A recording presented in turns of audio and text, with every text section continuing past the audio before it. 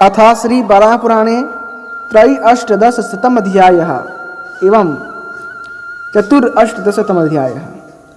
मृण्मयी एवं ताम्र प्रतिमाओं की प्रतिष्ठा विधि। भगवान वराह कहते हैं, एवं सुंदरे, अब मृतिका से बनी अपनी प्रतिमा का स्थापन विधान कहता हूँ, सुनो।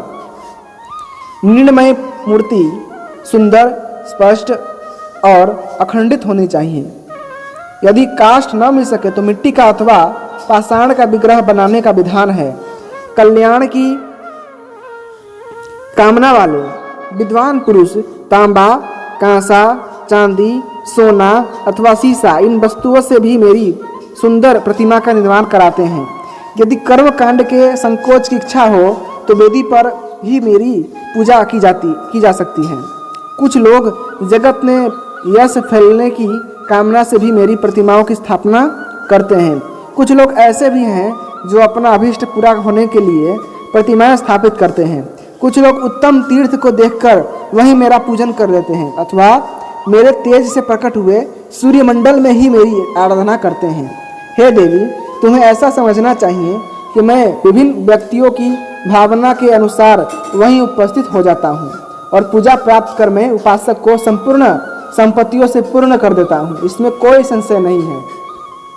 मनुष्य जिस जिस फल का उद्देश्य रखकर मंत्रों का उच्चारण कर अथवा विधि पूर्वक कर्मों के संपादन द्वारा मेरी आराधना में लगा रहता है, उसे वह अभिलषित फल प्राप्त हो जाता है। वही नहीं, मेरी कृपा से उसे सर्वोत्तम गति भी प्राप्त हो जाती है। मेरा भक्त प्रतिदिन के निमित्त कार्यों में सदा व्यस्त रहते हुए मन से भी मेरी आराधना कर सकता है। मेरा भक्त अपने कार्य करते हुए सदा मेरी भक्ति कर सकता है। मेरे लिए यदि किसी ने श्रद्धापूर्वक एक अंजलि जल भी अर्पण कर दिया है तो मैं उसकी उस भक्ति से संतुष्ट हो जाता हूँ। उसके लिए बहुत से फूलों, जपों एवं नियम की क्या आवश्यकता है। जो अपने अंतःकरण को स्वच्छ रखकर नित्य मेरा चिंतन करता रहता है, मैं उसकी भी संपूर्ण कामनाएं पूरी कर देता हूँ और उससे दिव्य एवं मनोरम भोग तथा ज्ञान एवं मोक्ष भी सुलभ हो जाते हैं। हे वसुंधरे, यह सभी बातें अत्यंत गोपनीय हैं। मेरे कर्मों में श्रद्धा रखने वाला व्यक्ति मृण्मयी प्रतिमा का निर्माण कर श्रवण नक्षत्र में उसके स्थापन एवं प्रतिष्ठा की तैयारी करे। इसमें भी पूर्वोक्त मंत्रों का उच्चारण कर उसी विधि से स्थापना करनी चाहिए। जल के साथ पंचगव्य और चंदन को मिलाकर उससे मेरी प्रतिमा को स्नान कराएं।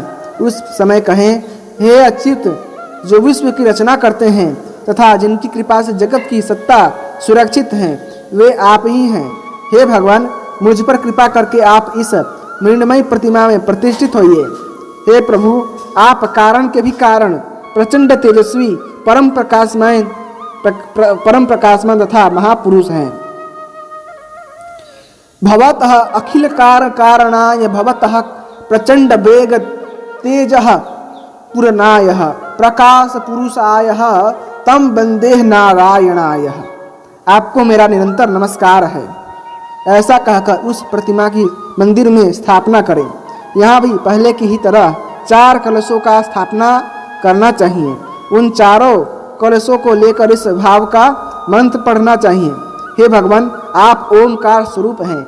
समुद्र आपका ही रूप है, जो वरुण की कृपा प्राप्त करके सम्यक प्रकार से पूजा पाता है तथा उसके हृदय में जल राशि एवं प्रसन्नता भरी रहती है।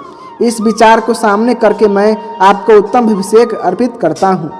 जिसकी विशाल भुजाएं हैं, अग्नि, पृथ्वी एवं रस, ये सभी जिनसे सत्तावान बने हैं, ऐसे आपको मैं प्रणाम करता हूँ। अर्चा विग्रह का इस प्रकार स्नान कराकर पूर्व कथित नियमों के अनुसार चंदन, पुष्प, माला, अगुर, धूप, कपूर एवं कुंकुम युक्त धूप से ओम नमो नारायणाय इस मंत्र का उच्चारण करते हुए पूजन कर न्याय के अनुसार पितृ तर्पण करें। पितृदेव का प्रथम पूजन करें। फिर वस्त्र अर्पण करते समय भी ओम नमो नारायणाय कहकर मंत्र पढ़ें। तत्पश्चात नैवेद्य अर्पित करें और पूर्वोक्त मंत्र से पुनः आचमन देकर शांति पाठ करें। मंत्र का भाव यह है, देवताओं, ब्राह्मणों, क्षत्रियों और वैश्यों को शांति सुलभ हो। वृद्ध और बाल वृंद उत्तम शांति प्राप्त करें। भगवान पर्जन्य जल की वृष्टि करें और पृथ्वी धान्यों से परिपूर्ण हो जाए। इस अर्थ वाले मंत्र से विधि पूर्वक शांति पाठ करना चाहिए। तत्पश्चात मुझ श्री हरि में श्रद्धा रखने वाले ब्राह्मणों का पूजन कर उनकी वंदना करें और पूजा की त्रुटियों के लिए क्षमा प्रार्थना कर विसर्जन करें। विसर्जन के बाद वहाँ जितने लोग हों उनका उचित सत्कार करना चाहिए। यदि किसी को मेरा सायुज्य प्राप्त करने की इच्छा हो तो वह गुरु की भी विधिपूर्वक पूजा करें। जो व्यक्ति शास्त्र विहित कर्मों को संपन्न कर भक्ति के साथ गुरु की पूजा करता है वह मानो निरंतर मेरी ही पूजा करता है। गुरु की जो पूजा करता है वह मेरी ही पूजा करता है। यदि कोई राजा किसी पर प्रसन्न होता है तो बड़ी कठिनता से उसे कहीं एक गांव दे पाता है, किंतु गुरु यदि किसी प्रकार प्रसन्न हो गए तो उनकी कृपा से ब्रह्मांड पर्यंत पृथ्वी सुलभ हो जाती है। हे शुभे, मैंने जो बात कही है यह सभी शास्त्रों का निश्चयोत है, यानी सभी शास्त्रों की ही बात है। हे कल्याणी, संपूर्ण शास्त्रों में गुरुदेव के पूजन की समुचित व्यवस्था दी गई है। जो मनुष्य इस विधि से मेरी प्रतिष्ठा करता है उसके इस प्रयास से दोनों कुलों की 21 पीढ़ियां तर जाती हैं, उनका उद्धार हो जाता है। पूजा करते समय मेरे विग्रह पर जितनी जल बिंदुएं गिरती हैं उतने हजार वर्षों तक वह व्यक्ति मेरे लोक में आनंद भोगता है। हे भूमे, मैं तुमसे मृतिका से बनी हुई मूर्ति की प्रतिष्ठा का वर्णन कर चुका। अब जो संपूर्ण भागवत पुरुषों के लिए प्रिय है वह दूसरा प्रसंग तुम्हें सुनाऊंगा। भगवान बराह कहते हैं, हे वसुंधरे, मेरी ताम्र की सुंदर एवं चमकीली अर्चा का निर्माण कराकर समुचित उपचार पूर्वक मंदिर में ले आएं और उत्तराभिमुख रखें। फिर चित्रा नक्षत्र में उसका अन्नाधिवासन कर अनेक प्रकार के गंधों एवं पंचगव्य से मिश्रित जल से मेरी प्रतिमा को स्नान कराएं। स्नान कराने के मंत्र का भाव यह है, हे भगवान, जो जगत के एकमात्र तत्व तथा उसके आश्रय हैं वे आप ही हैं।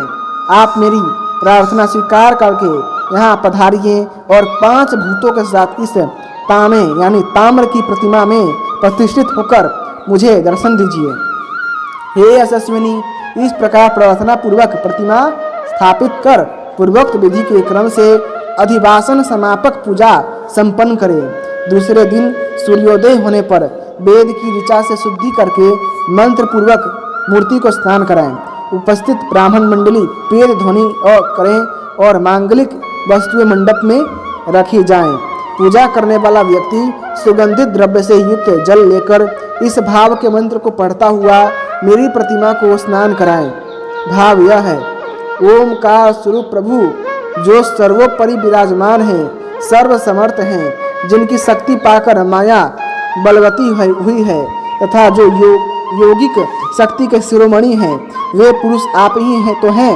हे प्रभु, मेरे कल्याण के लिए यथाशीघ्र यहाँ पधारिए और इस ताम्रमय प्रतिमा में विराजने की कृपा कीजिए। ओम का स्वरूप भगवान आप परम पुरुष हैं। सूर्य, चंद्रमा, अग्नि, वायु, श्वास एवं प्रश्वास ये सब स्वयं आप ही तो हैं।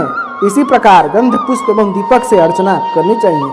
स्थापना के मंत्र का भाव यह है, तीनों लोकों के प्रतिपालक पुरुषोत्तम, आप प्रकाश के भी प्रकाशक हैं, विज्ञानमय, आनंदमय एवं संसार के प्रकाशक हैं। हे भगवान, यहाँ आइए और इस प्रतिमा में सदा के लिए विराजिए और कृपा कर मेरी रक्षा कीजिए। वैष्णव शास्त्रों में जो नियम बतलाए गए हैं उसके अनुसार इस मंत्र को पढ़कर स्थापना करनी चाहिए। फिर हाथ में निर्मल श्वेत वस्त्र लेकर कहें, संपूर्ण विश्व पर शासन करने वाले प्रभु, आप ओम का स्वरूप परम पुरुष परमात्मा जगत में एकमात्र तत्व एवं शुद्ध स्वरूप हैं। ऐसे आप पुरुषोत्तम को मेरा नमस्कार है। मैं आपको यह सुंदर वस्त्र अर्पित करता हूँ, आप इन्हें स्वीकार करने की कृपा कीजिए। हे पृथ्वी, मेरे कर्म में परायण रहने वाला मानव प्रतिमा को वस्त्रों से आच्छादित कर फिर विधि पूर्वक मेरी अर्चा करें। गंध एवं धूप आदि से पूजा करने के उपरांत नैवेद्य अर्पण करें। फिर तत्पश्चात शांति पाठ कराया जाए। शांति मंत्र का भाव है, देवताओं और ब्राह्मणों के लिए उत्तम शांति सुलभ हो। राजा, राष्ट्र, वैश्य, बालक, धान्य, व्यापार एवं गर्भिणी स्त्रियां सब में सदा शांति बनी रहे। हे देवेश, आपकी कृपा से मैं कभी अशांत न हो। शांति पाठ के पश्चात ब्राह्मणों की पूजा कर भोजन, वस्त्र एवं अलंकारों के द्वारा गुरु की पूजा करनी चाहिए। जिसने गुरु की पूजा की उसने मेरी ही पूजा की। जिसके व्यवहार से गुरु संतुष्ट न हुए हैं उससे मैं भी बहुत दूर रहता हूँ। जो मनुष्य इस विधान से मेरी स्थापना करता है उसके इस कार्य से 36 पीढ़ी तर जाती हैं। हे भद्रे, तांबे की प्रतिमा में मेरी स्थापना की यह विधि है जिसे तुम्हें बतला दिया। इसी भांति सभी प्रतिमाओं की पूजा का प्रकार मैं तुम्हें बता दूंगा। पृथ्वी, मुझे स्नान करते समय जल की जितनी बूंदें मूर्ति के ऊपर गिरती है, प्रतिष्ठा करने वाला व्यक्ति उतने वर्षों तक मेरे लोक में निवास करता है। ओम नमो भगवते वासुदेवाय। इति श्री वराहपुराणे त्रयी-अष्टादशतम अध्याय एवं चतुर-अष्टादशतम अध्याय संपूर्णम। इसी के साथ श्री वराहपुराण का 183वां एवं 184वां अध्याय समाप्त हुआ। यदि आपको भगवान श्री हरि नारायण की कथाएं पसंद आती हैं तो कृपया करके वीडियो को लाइक करें, चैनल को सब्सक्राइब करें और अपने दोस्तों के साथ इसे अवश्य शेयर कीजिएगा। धन्यवाद। जय श्रीमन नारायण।